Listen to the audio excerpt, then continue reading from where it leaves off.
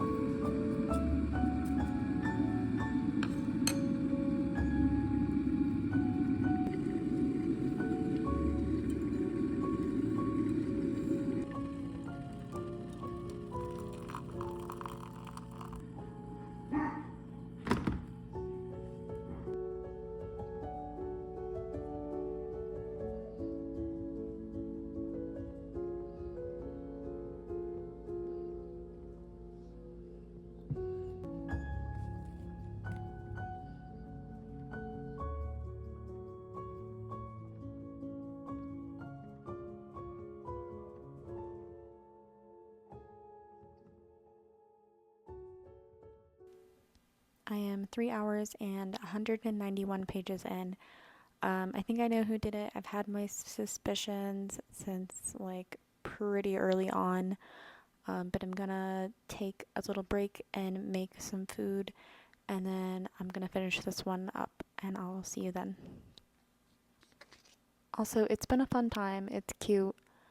Um, I will give a more thorough update at the very end of this readathon. But for now, I'll just say I like the ice cream festival setting, and I love the scenes in her bake shop. Um, yeah, and the Chihuahua, so cute. His name is Antonio, and he's by far my favorite character. Hi, hello. I have just finished A Cold Dose of Murder by Emily George. I decided that I'm going to base all of my critiques off of the story only. So nothing about like the structure, the writing, because this is a genre I don't normally read, so I'm solely going based off of the story and the vibes. But like I said, we're gonna get into the complete wrap up later, because I want to have other stuff to like compare this to. So next I will be reading Deadly Summer Nights. Since it is nighttime outside now, I thought that would be appropriate, by Vicky Delaney. It is about almost 10 o'clock, so I'm probably just going to read for a couple of hours just until I'm super sleepy. I have 19 hours 43 minutes left. I have been pausing the timer every time like I want to make food or do whatever, and now I'm just about to get in the shower, get into some PJs, and then start this one, and we'll see how it goes.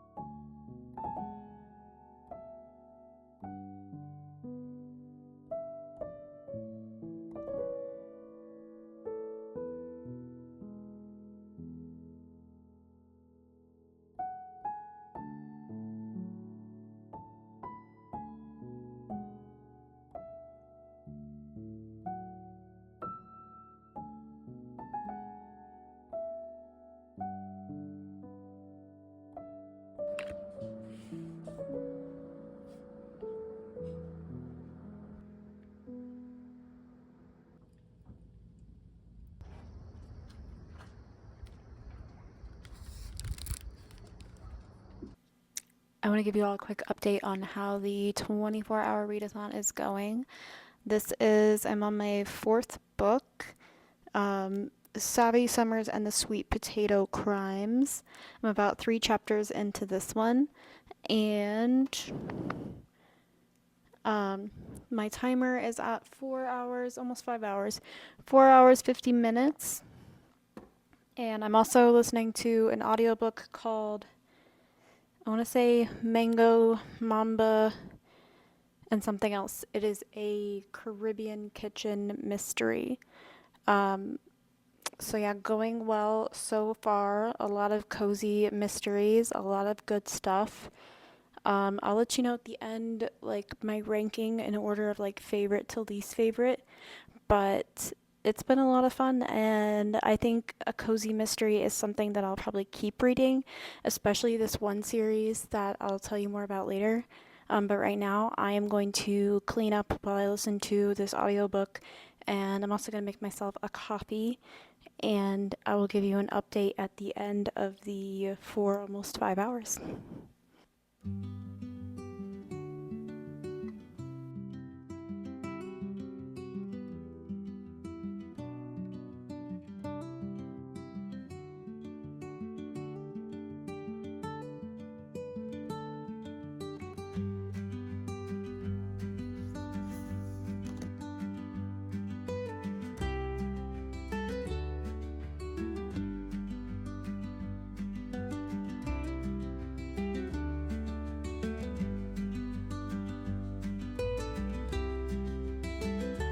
Hello, as promised, here is the end review ranking ratings of the cozy mysteries that I read for the 24 hours. We are back outside. We have our sun hat, we have our basket of books, and I'm going to go from least favorite to most favorite, starting off with Savvy Summers and the Sweet Potato Crimes.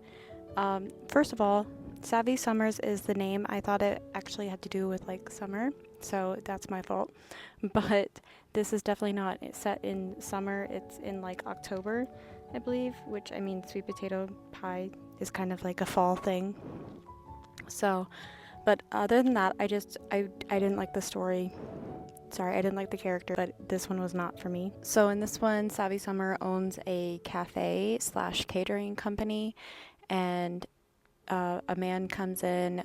She knows him, it's an acquaintance, and he has 2 samples of her experimental vegan sweet potato pie, and he immediately keels over.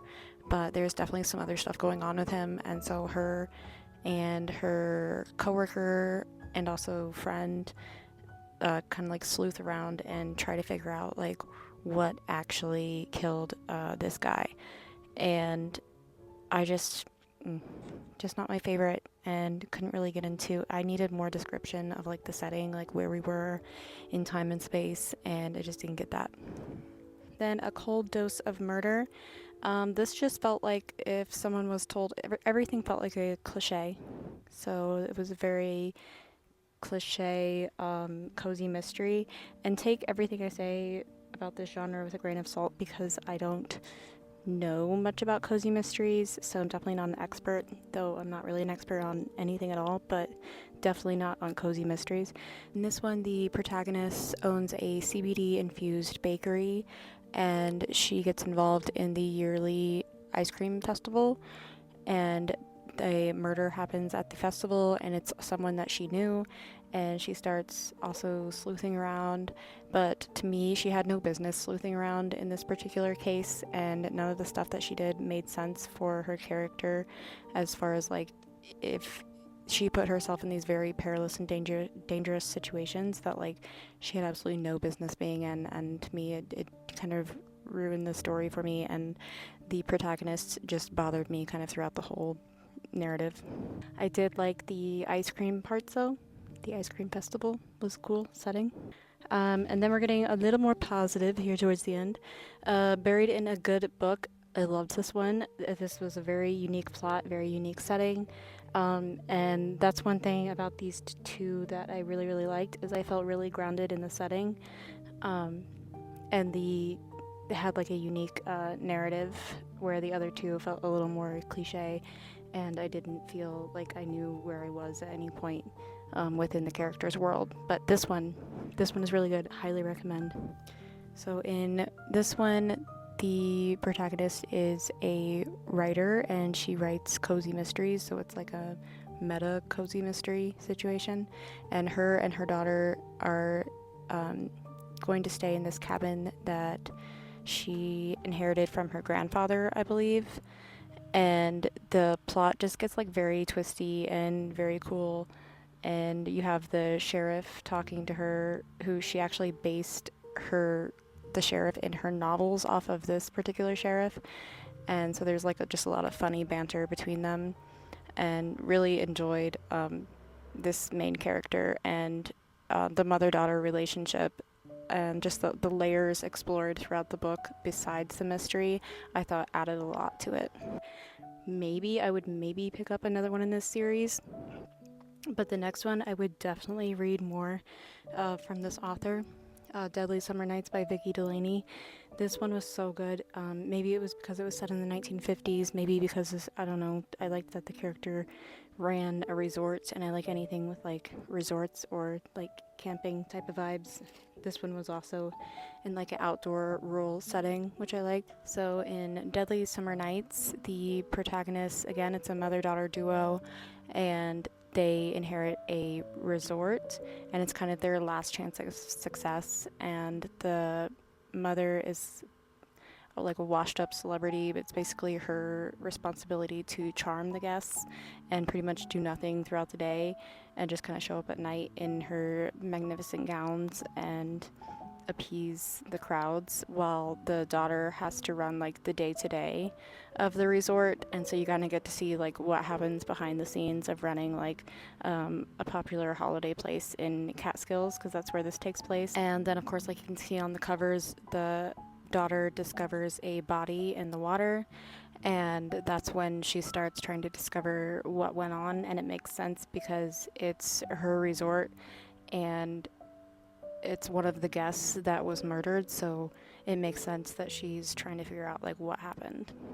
Absolutely loved this one, and it reminded me so much of Dirty Dancing that I made my husband watch Dirty Dancing with me last night. And so if you would like the movie Dirty Dancing, I think you would really like this one. Not that it's all about like dancing, but the setting is very, very similar, and there's just like a lot of similar vibes. So this one would probably 5 stars, 4.5 stars if I had to rate it in star wise.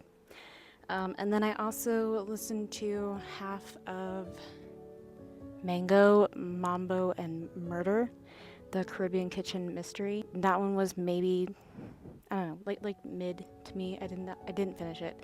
That one and the Sweet Potato Crimes, I got about halfway to, and halfway through, those were my two that I ended with, and I don't know if I'll be finishing either of those. Mango, Mambo, and Murder, I just again wasn't into the characters or very into the plot, but more into the plot than I was with this one, because in Mango, Mambo, and Murders, she ends up getting a job as a celebrity chef, like randomly. And that was the thing with these two that I didn't like as much either, is the things that happened, or the three that I didn't like as much, including this one, like most of the things that happened just didn't feel plausible. I couldn't follow it very well. Anyway, so these two, top two favorites, would recommend. And I might be reading some more cozy mysteries in the future, but I think I'm going to pay attention to the setting. So like I said, I found that I really like country or outdoor or like old fashioned type of settings, I think. And then these are the three that I didn't get to. They were just kind of random picks anyway, that though I do wish towards the end I was wishing that I hadn't gotten so far into Sweet Potato Crimes and would have read one of these instead, because I think I would have enjoyed one of these better. But may still read Steamed Open because it looks good, but I want to definitely read some fall cozy mysteries. But I hope you got at least a couple of recommendations from this 24-hour readathon, and I will see you in the next video.